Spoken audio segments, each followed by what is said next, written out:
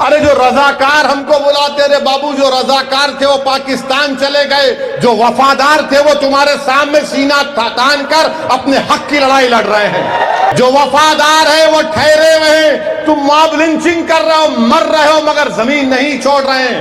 कमजोरों, मजलूमों, दलितों, मुसलमानों को कहा कि आओ अपनी लीडरशिप बनाओ, क्या इससे देश मजबूत नहीं होगा? 95% पूरा काम हम कर रहे, ये दुम छल्ले ऐसा आके हमारे हमारे हमारे। आज हम जय हिंद का जो नारा लगाते, कौन बोला ये नारा? आबिद हसन ने दिया। रजाकार तो चले गए, अब गोडसे और सावरकर की औलाद बाकी है, इनको भगाना।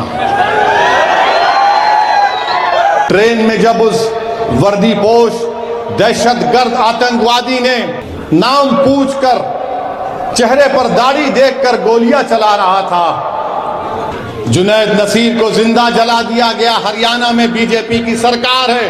अब जो लोग मजलिस के फैसलों पर तनकीद करते हैं, मैं तो सिर्फ उनसे इतना ही कहूंगा, और जो हमको इल्जाम लगाते ये रजाकार है, बीजेपी बोलती है ओवैसी रजाकारों से इसका ताल्लुक है, वो कांग्रेस का चेपीदी बोलता है निजाम है। अरे इनो हम निजाम, हम रजाकार, और आप क्या है, दूध के धुले हुए हैं। तेलंगाना में बीजेपी की मंडी में पंचर पड़ चुका है, मंडी में पंचर हो गया, तो अब इन्हों परेशान नहीं हो। असदुद्दीन ओवैसी को बोलो, मजलिस को बोलो, मैं चैलेंज करके आज पूछ रहा हूं, मेरी जमात का नाम कुल-हिंद मजलिस इत्तेहादुल मुस्लिमीन है। बताओ उस वक्त की जमात का नाम क्या था? बताओ क्या नाम था? बताओ, तुम बता सकते हो उस वक्त क्या नाम था? नहीं बताओगे। मजलिस इत्तेहादुल मुस्लिमीन नाम रखा अब्दुल वाहिद ओवैसी ने। नाम कुछ लंबा चौड़ा नाम था, लंबा चौड़ा नाम था, ये नाम नहीं था। अरे जो रजाकार हमको बुलाते रे बाबू, जो रजाकार थे वो पाकिस्तान चले गए, जो वफादार थे वो तुम्हारे सामने सीना तान कर अपने हक की लड़ाई लड़ रहे हैं। जो रजाकार थे वो भाग गए, जो वफादार है वो ठहरे हुए हैं। तुम मॉब लिंचिंग कर रहे हो, मर रहे हो, मगर जमीन नहीं छोड़ रहे हैं। जो वफादार थे ठहरे हुए हैं, तुम उनको मार कर समझता है कि वफादार डर कर वतन को छोड़ देंगे। अरे जब वफादार है तो वतन को छोड़ने वाले नहीं है। तुम कितना भी जुल्म कर लो, तुम्हारे बंदूक की गोलियां खत्म हो जाएंगी, तुम्हारी जेलें खत्म हो भर जाएंगी, मगर हम अब वतन से वफादार थे और अपनी लड़ाई लड़ेंगे। कमजोरी के मज़ारे हम नहीं करेंगे। यही काम, यही सबक हमको हमारे मजलिस इत्तेहादुल मुस्लिमीन के बुजुर्गों ने हमको सिखाया।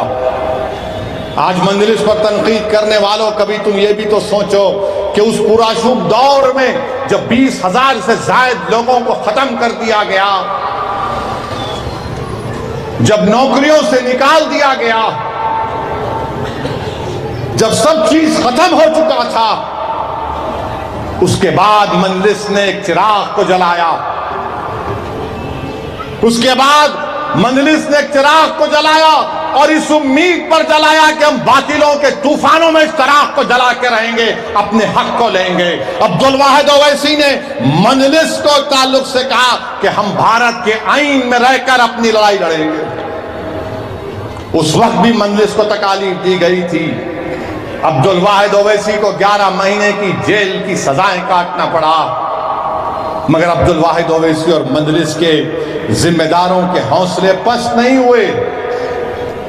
अब्दुल वाहिद ओवैसी के घर के बैंक के अकाउंट्स को बंद कर दिया गया। अब्दुल वाहिद ओवैसी की औलाद को तकालीफ का सामना करना पड़ा। अब्दुल वाहिद ओवैसी की औलाद को तालीम को भी तर्क करना पड़ा, मगर अब्दुल वाहिद ओवैसी ने मजलिस इत्तेहादुल मुस्लिमीन की जिम्मेदारी को उठाया था। अब्दुल वाहिद ओवैसी ने अपने रुफ़क़ाओं के साथ मजलिस के पैगाम को लेकर आगे बढ़ा। अरे जालिमों जो मजलिस पर तनकीद करते हैं, क्या तुम इस बात को भी नहीं मानते कि मजलिस ने लोगों के दरमियान में भारत के आइन के एतमाद को मजबूत किया? मजलिस ने अपनी सियासी सफर के जरिए कमजोरों, मजलूमों, दलितों, मुसलमानों को कहा कि आओ अपनी लीडरशिप बनाओ। क्या इससे देश मजबूत नहीं होगा? ये और बात है कि तुम दलित और मुसलमानों की सियासी लीडरशिप को बर्दाश्त नहीं करते, मगर ये काम मजलिस इत्तेहादुल मुस्लिमीन ने किया। मेरे अजीज दोस्तों और बुजुर्गों, आज मजलिस पर तनकीदें बहुत की जाती हैं। ऑपरेशन पोलो मुश्किल था, तकलीफ दे था, और जैसा कि आज अमित शाह ने कहा वो गलत था। और अमित शाह को तारीख नहीं मालूम, सरदार पटेल और नेहरू ने कहा था कि हैदराबाद का भारत में इंटीग्रेशन एक पॉलिटिकल इंटीग्रेशन है। यह सरदार पटेल और नेहरू ने कहा था, यह पॉलिटिकल इंटीग्रेशन है। हैदराबाद के ताल्लुक से नेहरू ने कहा था कि it is a microcosm of India. ये नेहरू ने कहा था हैदराबाद के बारे में। अब अमित शाह के क्या हमको हैदराबाद की तारीख बताएंगे? वो है सभी इन्हों भी झूठ बोलते, उन्हों भी झूठ बोलते। एक बोलता निजाम, एक बोलता रजाकार, तारीख नहीं मालूम, जवाब देना नहीं आता, तो इसलिए पुकार के कुछ तो भी बोल देना। अब कोई रोड पे दीवाना जा रहा, रे मियाँ देख तो समझ, नहीं तू झूठा बोलता, तो दीवाने को क्या कर सकते आप? मेरे भाई, अब आप कोई बात बोले तो मेरे दिमाग को छेड़े आप। ये क्या है? ये क्या है? अब क्या है? नहीं है ना? तो इसमें 95% काम कौन करता? हाँ, ये करता, ये करता, ये करता ना। 95% काम कौन करता? ये करता ना, ये करता। राइट साइड ये करता ना, ये नहीं करता, नहीं करता ना। इन्हें ये काम आप कर रहे, पूरा 95% काम आप कर रहे। सुनो, 95% पूरा काम हम कर रहे। ये दुम छल्ले ऐसा आके हमारे हमारे हमारे, अरे इसके बगैर इसकी अहमियत नहीं है, याद रखो। ये लिखता, ये कागज काला होता, इससे कागज काला नहीं होता। तो आप 95% के लोगों का साथ देना, 5% का नहीं देना। समझ में आई बात? चाहे वो कांग्रेस हो या फिर ये बीजेपी हो, ये 95% है, ये 5% है। तो इन्हें क्या करते, ऐसा लगा लेके यहां। अच्छा, जब यहां लगाते तो इन्हें अंदर छुप जाता। दिखता क्या? नहीं दिखता। तो आपसे मैं क्या बोल रहा हूं, ये भी आप बन जाओ। ये तो है, ये भी आप बनो। ये जब होगा ना मजलिस, आपकी आवाज और ताकत बन जाएंगी पूरी भारत में। तो पूरी तकलीफ हम उठाते, मेहनत हम करते, इनके परदादा से लेकर अब तक इनको ही साथ दिए। मुल्क आजाद होकर 75 साल से ज्यादा हो गया। बीजेपी की हुकूमत रही है तो कभी कांग्रेस की रही है, मगर बर्बाद कौन हो रहे हैं? तकलीफ है 95% और इसमें दलित भी है, मुसलमान भी है, आदिवासी भी है। और हमारी बर्बादी पर इन आके अपना ताज लगाते हैं और वोट हासिल करते हैं। ये बात आपको समझाना जरूरी समझता हूं मेरे अजीज दोस्तों और बुजुर्गों, क्योंकि हमारे भाई ने मजमे में से कोई बात ऐसी कर दी। अच्छा, ये बीजेपी बोलती कि इन रजाकार। हम अमित शाह से पूछना चाह रहे हैं, अमित शाह साहब, क्या आप आबिद हसन के नाम को जानते हैं? हम आरएसएस के ये संघियों से पूछना चाहते जो सुबह उठते कि 90 साल चड्डी पहने, आजकल जरा पैंट पहन रहे। बताओ, क्या तुम आबिद हसन को जानते हो? कौन थे आबिद हसन? आबिद हसन हैदराबाद के थे, जो नेताजी सुभाष चंद्र बोस के साथ थे। जब बोस जर्मनी से जापान सबमरीन में गए तो कौन था मुसलमान? आबिद हसन था। ये आज हम जय हिंद का जो नारा लगाते, कौन बोला ये नारा? आबिद हसन ने दिया।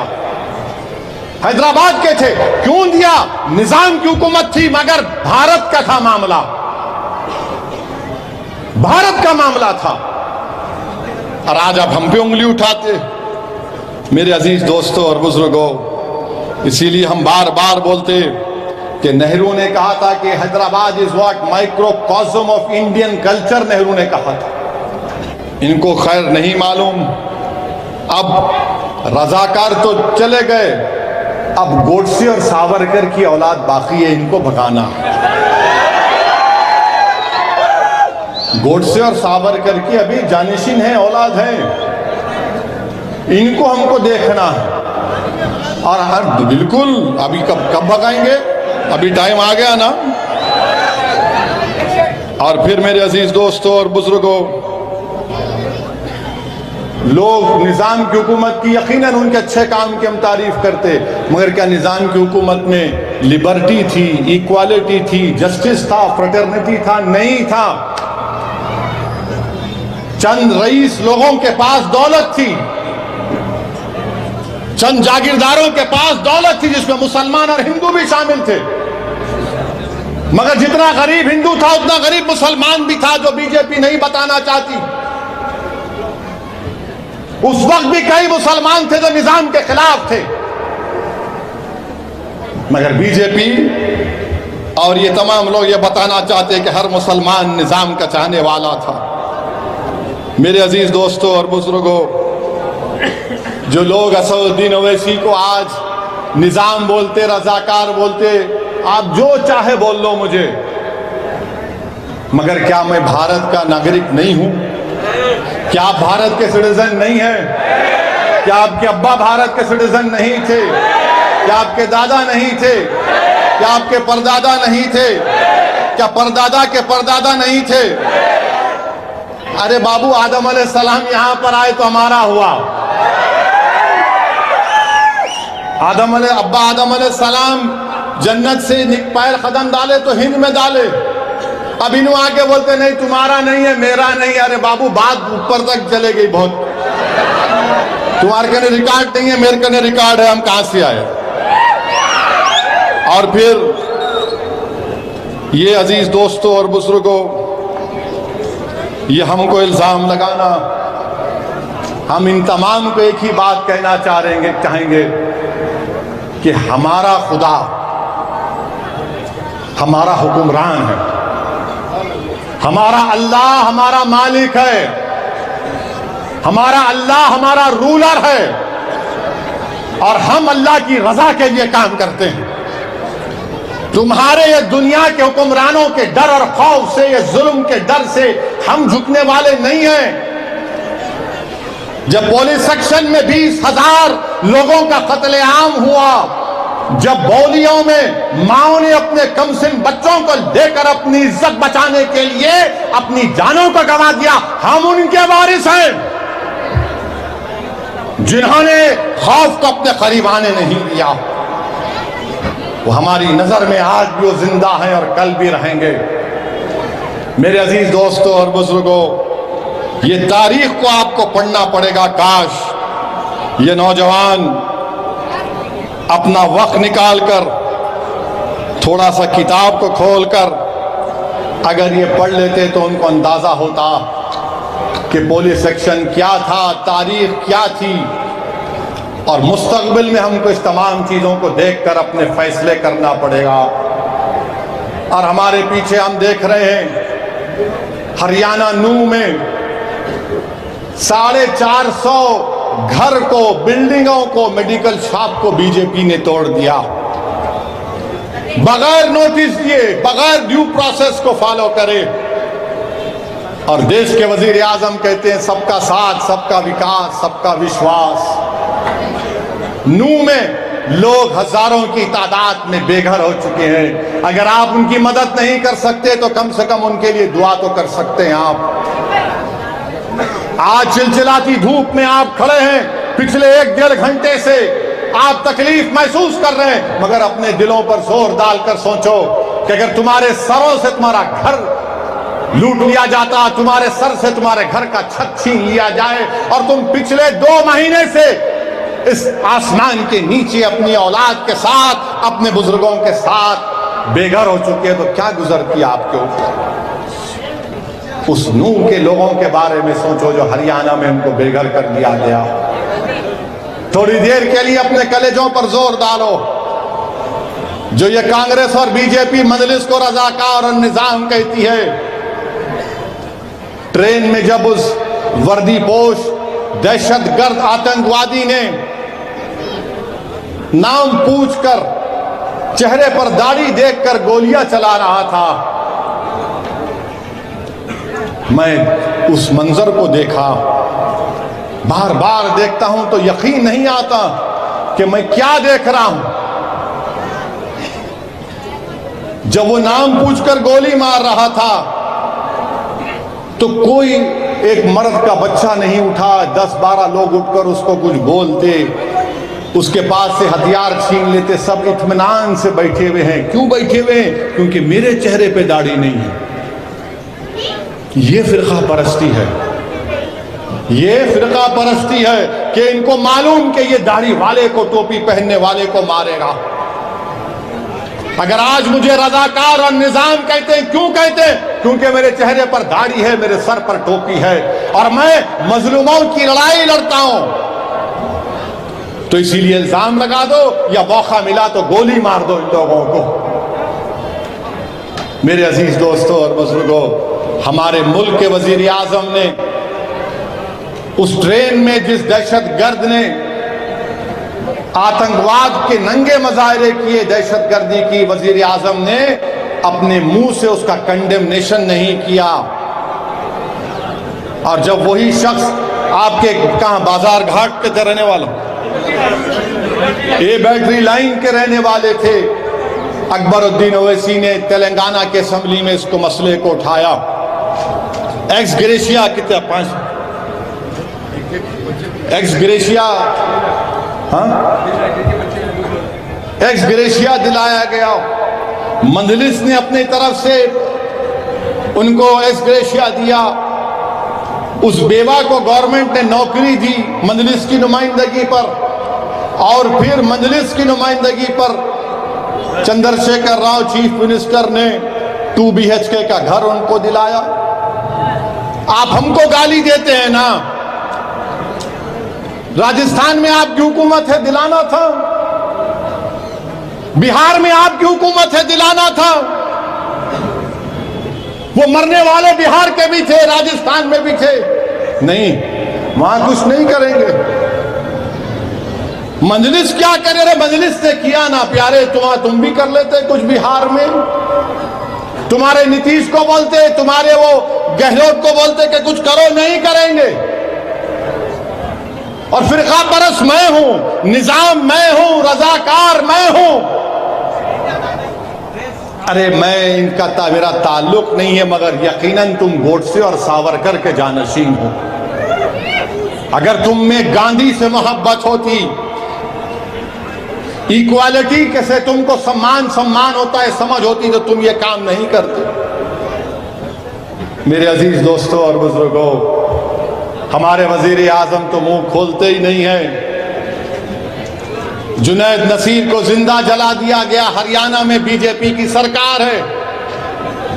जुनैद नसीर के घर को राजस्थान में कौन मिलने जाता है? कांग्रेस का अशोक गहलोत नहीं, असदुद्दीन ओवैसी हैदराबाद से जाकर मुलाकात करता। और मैं आपको बता रहा हूं कि जब मैं वहां पर गया नसीर के घर को, तो मुझे जानकर तकलीफ हुई कि मरने वाले के 5 बच्चे थे और मरने वाले के ऊपर उसके बड़ा भाई जो नींद पागल है, उसके 6 बच्चों की भी जिम्मेदारी थी। वहां पर कांग्रेस की हुकूमत ने एक्स ग्रेशिया क्या दिया? 5 लाख। कन्हैया लाल का कत्ल, वो टेलर था कन्हैया लाल, उसको दहशतगर्दों ने उसको मार दिया। तो बीजेपी, वहां कांग्रेस की हुकूमत ने 50 लाख दिए कन्हैया लाल की फैमिली को। अच्छा किया। वही 50 लाख जुनैद नसीर को भी देते आप। नहीं कर सकते आप, मगर मैं निजाम हूं, मैं रजाकार हूं, क्योंकि सर पे टोपी है, नाम मुसलमान है। मेरे अजीज दोस्तों और बुजुर्गों, ये मजलिस इत्तेहादुल मुस्लिमीन का सियासी सफर का कंट्रीब्यूशन रहा कि आज 200 से ज्यादा तेलंगाना में स्कूल हैं। टिमरिस के करीब 70-80 हजार के करीब बच्चे और बच्चियां तालीम के जेवर से आरास्ता हो रही हैं। नीट क्वालिफाई करके गवर्नमेंट मेडिकल कॉलेज में हमारे बच्चियां और बच्चे एडमिशन ले रहे हैं। चंद्रायन गुट्टा के टिमरिस के स्कूल में हमारा एक बच्चा, हिंदू भाई का बेटा, वो क्वालिफाई हुआ। मैंने उसको भी बुलाया और मुसलमानों को भी बुला कर कहा कि ये लो मजलिस तुमको 1-1 लाख रुपए देती है, अपनी तालीम को जारी रखो। आप भी करना था ना। नहीं, मजलिस को गाली देंगे, बीजेपी भी मजलिस को गाली, कांग्रेस भी मजलिस को गाली। इन दोनों के लिए मजलिस तकलीफ का बाइस बनी हुई है। मेरे अजीज दोस्तों और बुजुर्गों, मजलिस इत्तेहादुल मुस्लिमीन को हमारे बुजुर्गों ने अपने खून पसीनों से सींचा। इस राह में हमारे बुजुर्गों ने बड़े मसाइब और मुश्किलात को उठाया, और इंशाअल्लाह ताला मुस्तकबिल में भी हम मसाइब और मुश्किलात को उठाएंगे। मगर मजलिस पर तनकीद करना, मजलिस पर इल्जामात लगाना कोई नई बात नहीं है। अब्दुल वाहिद ओवैसी पर भी इल्जाम लगा था, मगर अब्दुल वाहिद ओवैसी ने लड़कर दारुस्सलाम का मुकदमा जीता। दारुस्सलाम आज आपका है, मेरा नहीं है। दारुस्सलाम सुबह क़यामत तक अवाम का रहेगा। सालारे मिल्लत ने अपनी सियासी हिकमत के जरिए, अपनी दूरअंदेशी के जरिए मेडिकल इंजीनियरिंग कॉलेज का क़याम अमल में लाया। ये आपका है, मेरा नहीं है। ये आपकी अमानत है, ये आपके इत्तेहाद की निशानी है, ये आपकी ताकत की निशानी है, ये आपकी बेबाकी की निशानी है, जिससे ये तमाम लोग नफरत करते हैं कि कौन है वो लोग जो इस तरह का काम करते आ रहे हैं और कौम को और गरीबों को, दलितों को मजबूत कर रहे हैं। इसीलिए मजलिस से दुश्मनी है, इसीलिए मजलिस पर इल्जामात लगाते हैं। अब यकीनन इलेक्शन आ रहा है तो बड़े बड़े लोग आ रहे हैं, बड़े बड़े इनके लीडर नेता आ रहे हैं। मिल्लत टाइम्स को आपकी जरूरत है, हमारी आप माली मदद करें।